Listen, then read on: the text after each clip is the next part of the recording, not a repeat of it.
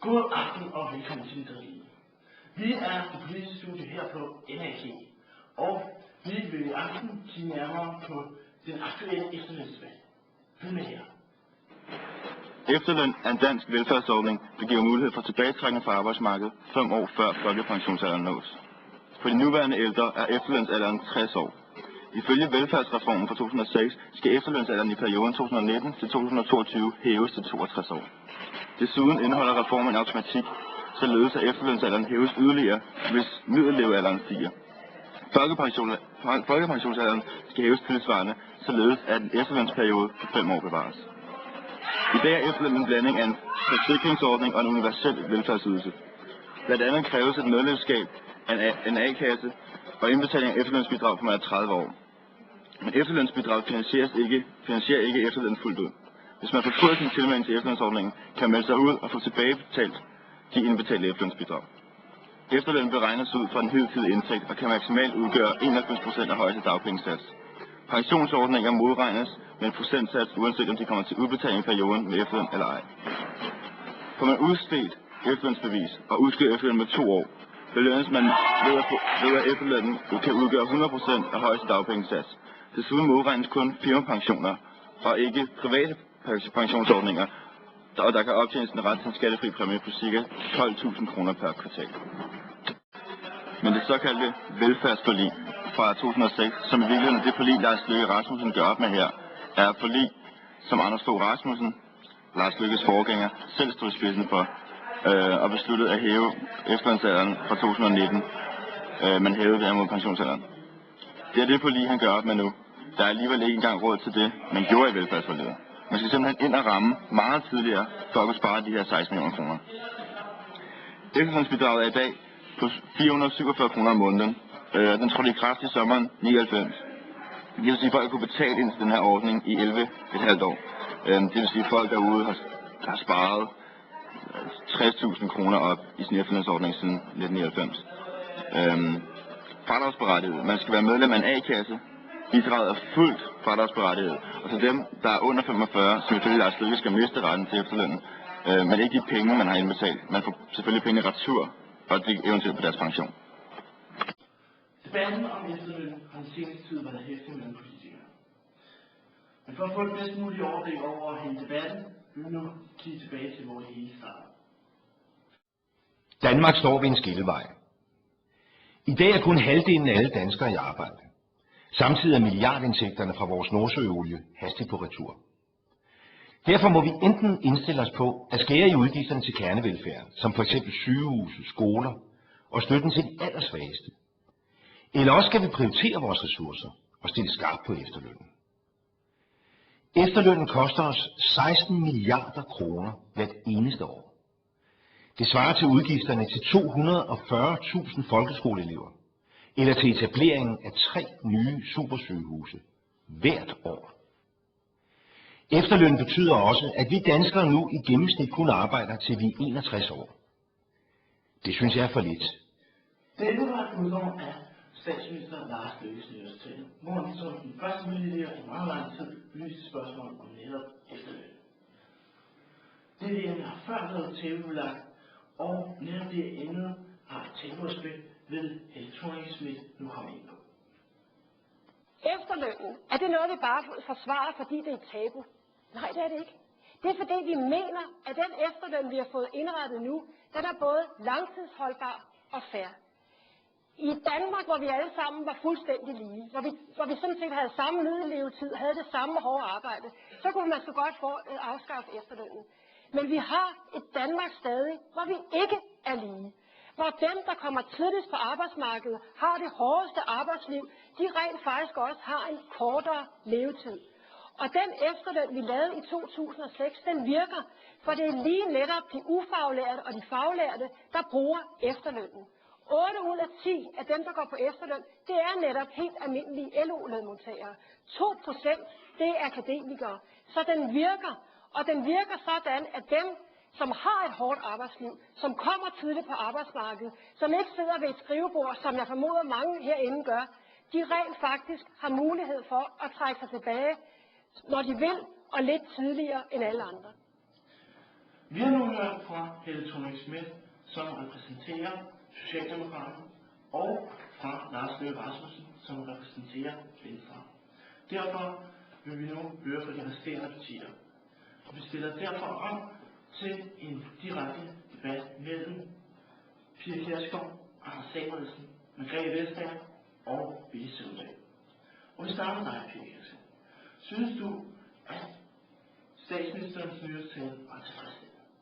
Jeg synes ikke, at det var tilfredsstillende, det som statsministeren sagde i sin nytårstale om efterlønnen. Men når jeg har sagt det, så synes jeg faktisk, at det var en god nytårstale, som drejer sig om økonomi, ansvarlighed og tryghed, og en stor ros til de danske soldater i Afghanistan.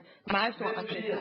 Lad mig nu bare helt præcis fastslå, at det er rigtigt, at Dansk Folkeparti ikke vil støtte over det, som statsministeren siger i sin nytårstale omkring efterlønnen.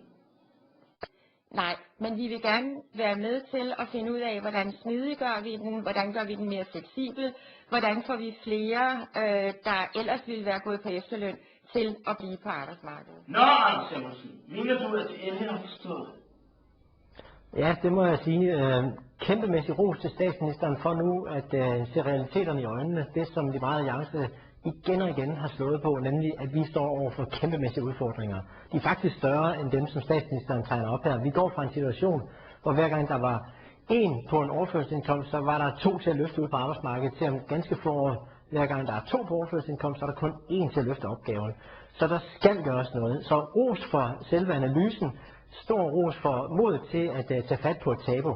Men så må jeg også sige, som den anden del, til alle dem, der sidder ude i Danmark nu, der er under 45 år, der må bare sige, hvor er retfærdigheden hen i det her?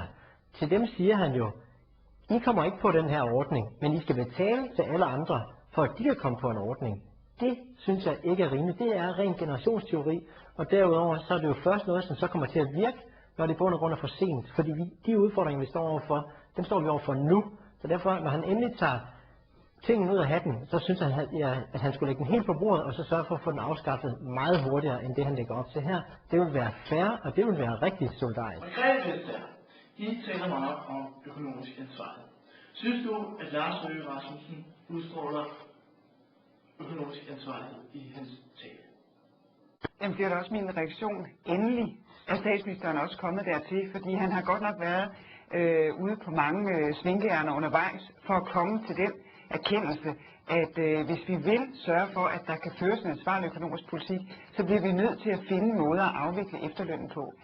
Det jeg så synes skulle have balanceret det var selvfølgelig et opgør med besparelserne på uddannelse, med de besparelser, der ligger der, hvor vi egentlig skulle bygge op, nemlig hos unge i skolerne, hos unge på ungdomsuddannelserne, og selvfølgelig for de voksne, som har brug for at skifte branche for at lære noget nyt. Og den del af det mangler jo stadigvæk, fordi når vi gerne vil afvikle efterlønnen fra radikal side, jamen så er det jo fordi, at vi kan gøre noget andet. Vi kan sørge for et godt arbejdsmiljø, vi kan tage hånd om de mest udsatte og sårbare mennesker i det her samfund. Og det er jo det, der er kernen i ønsket om at afvikle efterlønnen, når vi som radikale har fremført det igen og igen og igen og igen og igen. Så er det fordi, at med en ansvarlig økonomi, så kan man meget mere. Men jeg glæder mig meget over, at statsministeren på den her måde har åbnet, og jeg går ud fra, at han indkalder partierne i velfærdsforliget, det som Ask Rostrup talte om for kort tid siden, sådan at vi kan komme hen omkring bordet. Fordi vi har en model hos de radikale, han har en anden model, og sådan var det jo også sidst vi ændrede på efterlønnen. Partierne har forskellige holdninger, men må samles og finde ud af, hvad gør vi? Fordi det, der tjener os i den her situation, det er jo netop bredt samarbejde, i stedet for at Folketinget bare bliver delt op i 2 forskellige blokke. Fordi det handler om folks fremtid, det handler om sikkerheden for, hvordan kan jeg disponere. Villy Søvndal, hvordan klarer vi denne økonomiske udfordring? I SF er uenige med Lars Løkke Rasmussen. Vi fremlagde jo vores udspil sammen med Socialdemokraterne allerede i foråret, nemlig at der er 2 hovedveje i dansk politik. Det synes jeg også tegner diskussionen her.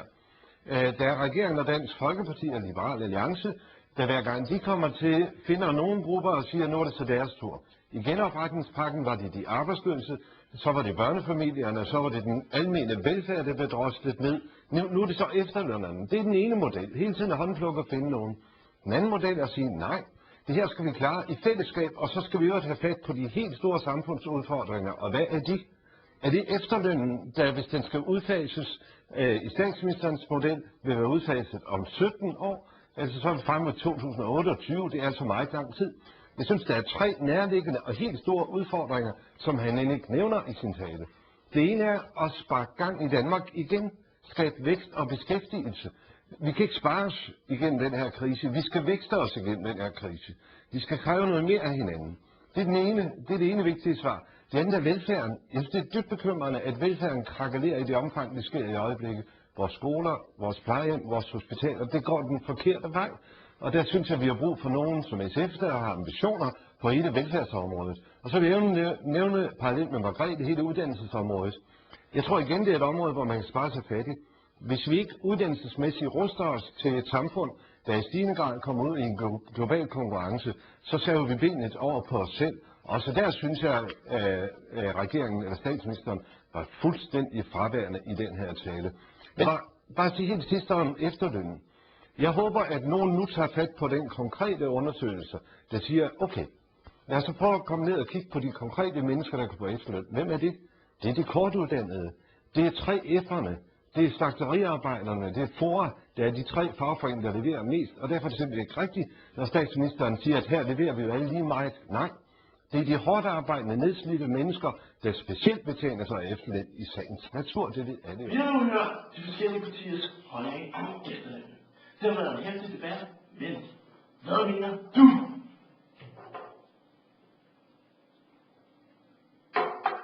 Vi tager af her fra den døde linje med Andreas Kold.